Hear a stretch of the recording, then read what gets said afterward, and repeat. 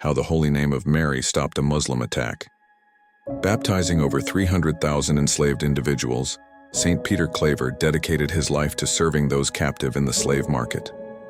The Ottoman Empire was vast, touching all 5 major seas of Europe, the Mediterranean, Caspian, Black, Red, and Arabian Seas. It stretched along the top of Africa, down into the Arabian Peninsula, and engulfed modern-day Turkey and Greece. How had this empire become so huge? For nearly 400 years, the initially tiny kingdom had aggressively invaded and subjugated its neighboring countries. Now it had just swallowed Hungary, but encountering a sharp repulse from Poland, it turned to attack Vienna, the heart of the Habsburg Empire and the key into Western Europe. When the siege began in July of 1683, the Habsburg Emperor fled his city.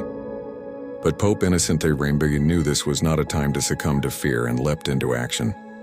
He immediately appealed to King John Sobieski of Poland, the same who had been victorious over the Turks a few years earlier in Podhajce. King John set out for Vienna in August with a vastly outnumbered force. In fact, the Ottoman army was 4 times the size of the Polish troops.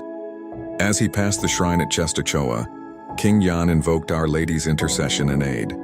Then, just before the battle on September 12th, he and his troops prayed the Holy Rosary by Innocent Ix's request. Vienna. Battle, 1683. A depiction of the Battle of Vienna by Franz Geffels. By evening, the Ottomans were completely routed and fled the Habsburg Empire. When Innocent Ix learned of the Ottomans' miraculous defeat, he attributed it to the name of Mary and declared that the Sunday after her nativity would be dedicated to her holy name.